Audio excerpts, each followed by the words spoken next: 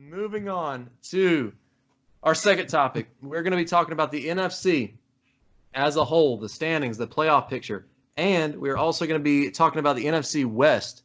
Since the Seahawks beat the Vikings last week 37-30, that puts them ahead of the 49ers in the NFC West. And the 49ers are now a playoff team or a wild card team at 10-2. So, never in my life. Speaking of NFC, we're going to go ahead and start with the NFC East. Go ahead. Well, okay, there's not much to talk about. You're the NFC man, okay? I'm all in the AFC. You know that. You're the NFC guy. I want you to take it over. We are talking about the NFC East, probably the division that's been the worst division of football for the past 10 years as a whole. The leading team in the NFC East is the Cowboys at 6-6, who we were talking earlier, honestly, have a good roster. The offense is the number one offense in football. Really, the defense has like 2 or 3 all-pros on it, a couple Pro Bowlers, some good first-round talent, and they just can't really put it together. It might be coaching. It might not be. I'm not 100% sure. We've discussed it last episode. Yeah. Second team is the Philadelphia Eagles at 5-7. Ouch. They just got beat by Miami. They are not clicking. Yep. They're injured. The defense, I don't know what the fuck's happening over there. And Carson Wentz, poor guy, is playing his heart out with no fucking talent on that damn team. Is he, though? Is he playing his heart out? He's playing really well. I think he's doing really good. It's just he has no fucking receivers to throw to, and the team is just shitty. It's a down year for the Philadelphia Eagles. The third team, the team that just beat the Panthers and put Ron Rivera out of a job, the Redskins, who are 3-9, are pretty fucking awful all the way around. They've got Dwayne Haskins, who could be a pretty good quarterback.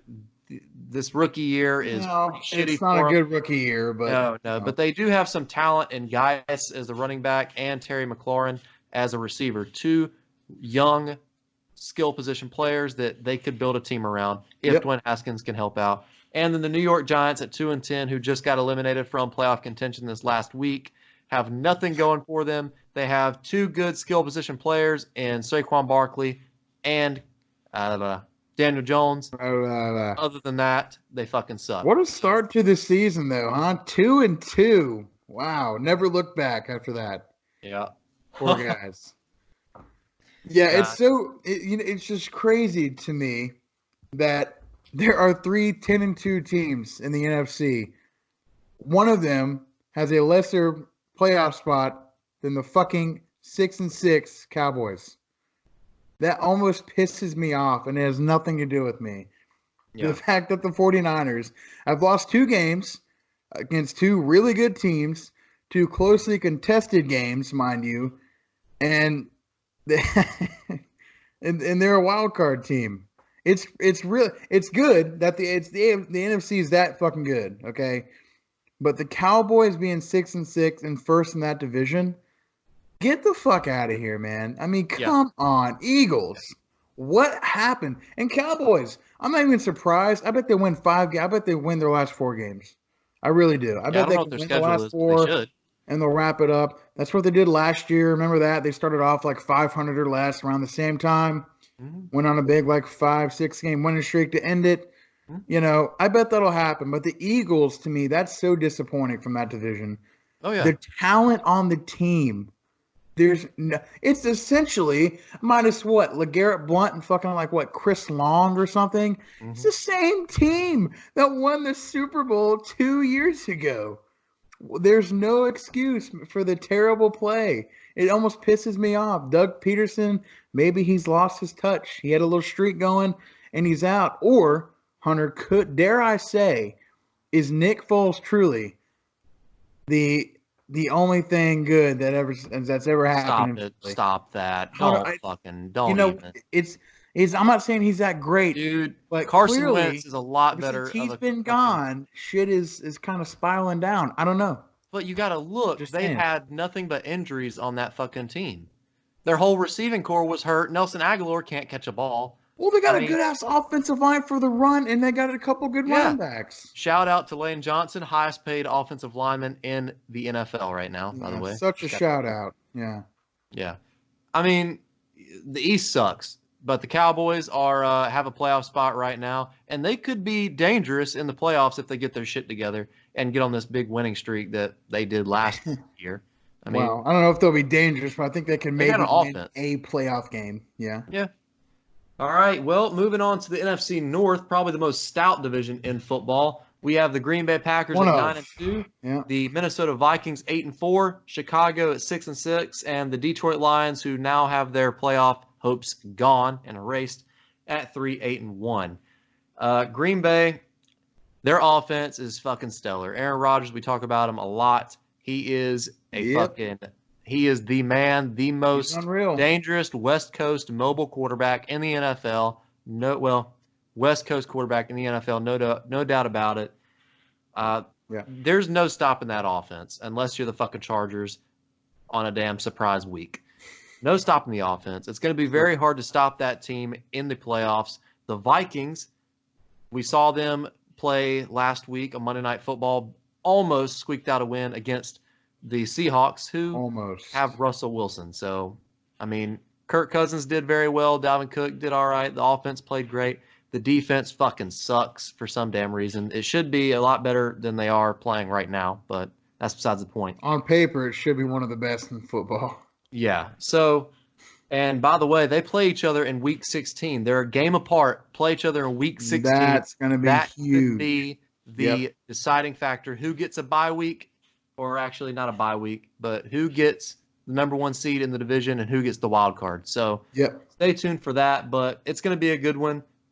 Both two powerhouse fucking offenses. Yep. I can't wait. Yeah, that's going to be, first of all, there's another, this is the second division with two playoff teams as of right now. Packers sitting in top of the division at 9-3. Vikings wild card spot 8-4. You know how I feel about the Vikings. I think they're inconsistent when they play well. When Kirk Cousins is on his shit, when that run game's on its shit, they rarely lose. They put up 31 points against Seahawks the other night, and they lost the game. Their defense has been iffy, but they're not that. I think they'll be okay down the stretch. But the Packers, to me, are very overrated. Their offense is great, and we can't talk enough about how good they are, and Aaron Rodgers is a fucking beast.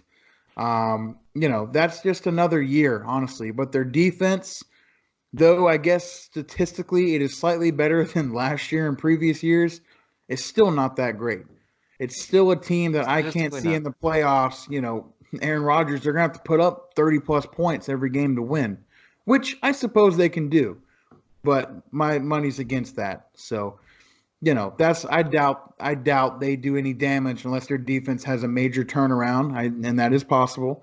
But I'm just not a fan of their defense. As far as the Bears go, the fact that they're still in the hunt and haven't been eliminated yet, being 6-6, blows my mind. I guess the 6 wins they have were pretty big ones, maybe in their division. I don't know how that's possible, but I don't think they're going to make it in.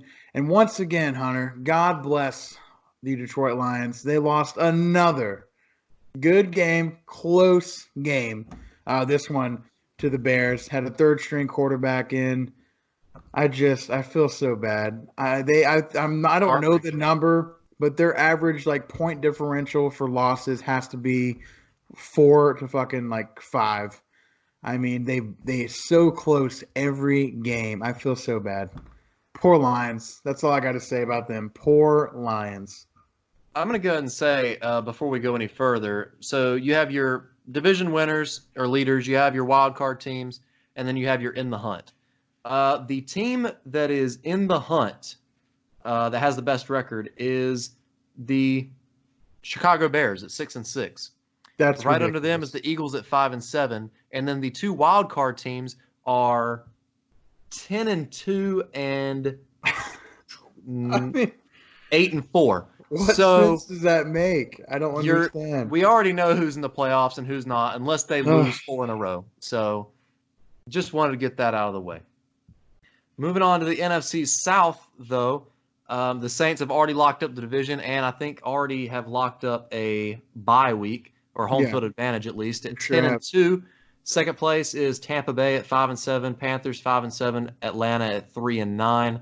Carolina still has to play New Orleans and Atlanta each one time. Yeah, so New Orleans is a great team. They have a great offense, a average defense, who actually is surprising. But like I've said in the past, this is their last year. So if they don't win out, or if they don't win at all this year, they're going to be rebuilding next year. They'll be I hate falling to off. say it, but they've Yep. got 6 or 7 people starting that they have to sign. And after signing Michael Thomas to $100+ million deal, they're not going to be able to afford it. Nope. So the New Orleans, they got to win out, hopefully get home field advantage, get a bye in there. That's what they're playing for. I don't know if they're going to do it, but we'll see. They've got a lot of talent in the other divisions to fight for home field. But, I mean, Tampa and Carolina are still in the hunt, technically. Somehow. They're not going to do it. Like I said earlier, the bottom wildcard team is, I think, 8-2 at them, or 8-4. 8-4. So they're not going to do it unless the Vikings lose every fucking game, and the Eagles lose every fucking game, and the Bears lose every fucking game. They're not going to be able to catch it. So Atlanta, no hope. Not even fucking going to talk about them. It's all New Orleans in this division. I was talking about the NFC East being shitty. It is. NFC South is right there beside them. So it's the second shittiest, I think, statistically, number speaking.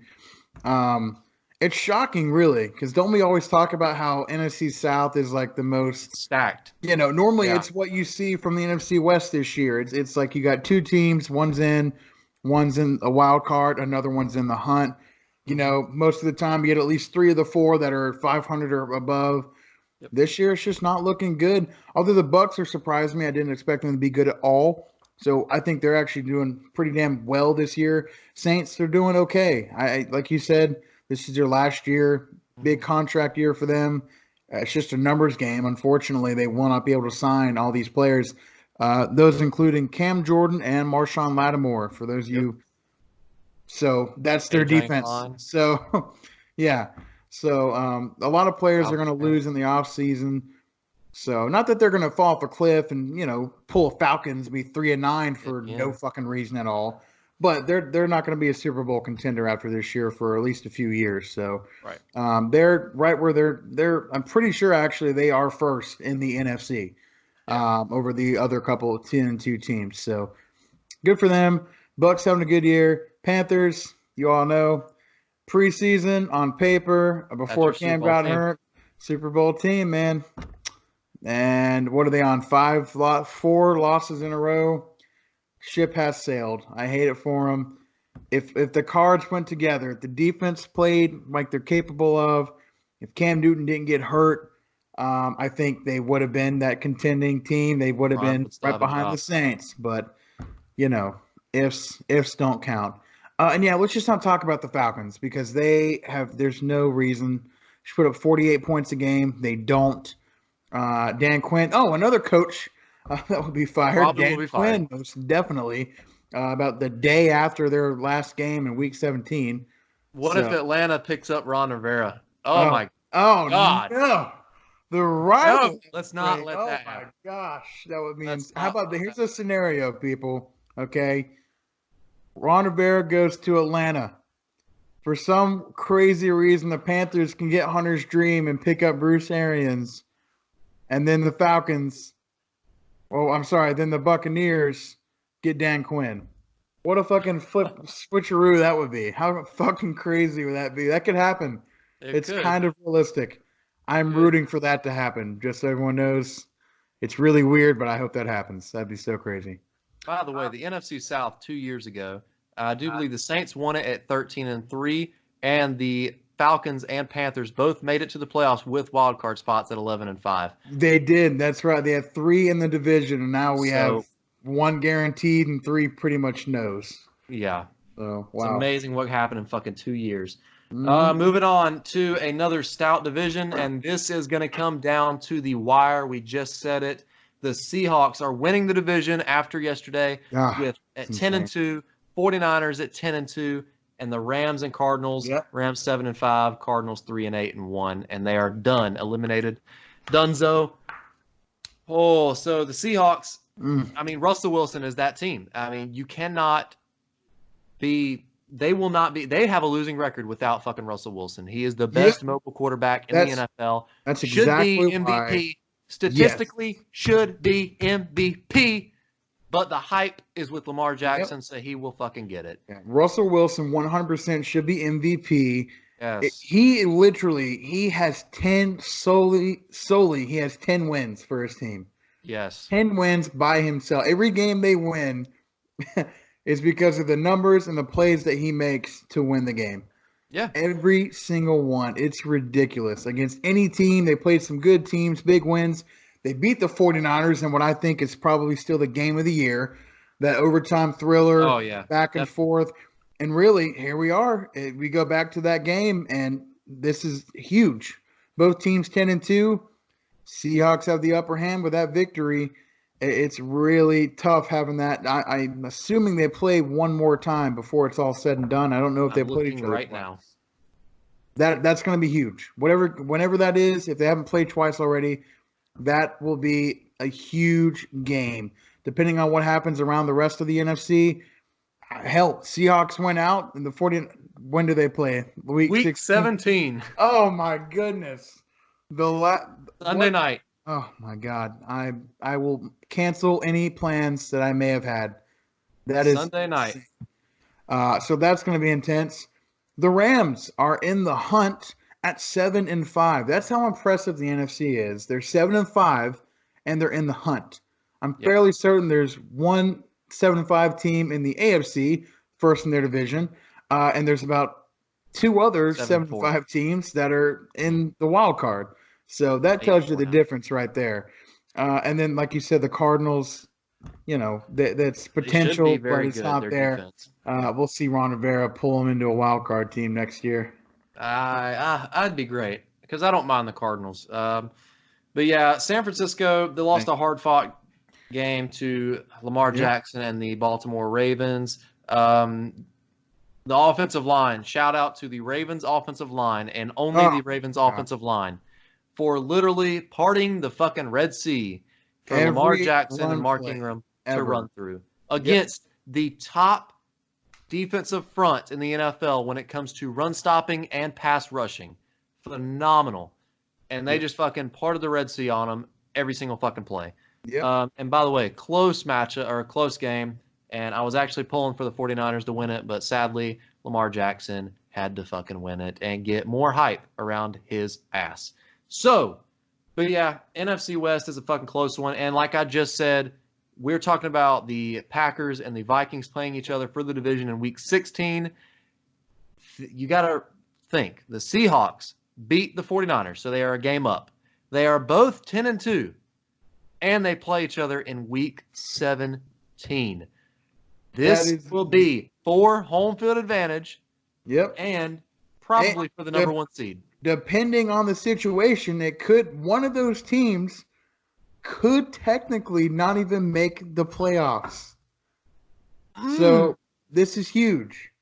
The next few weeks are huge for both teams, for any team, really. For any team in the NFC. But that last week is going to be insane. The first game was by far there's been a lot of great games. It's been a really good year for NFL as far as matchups go. Yeah.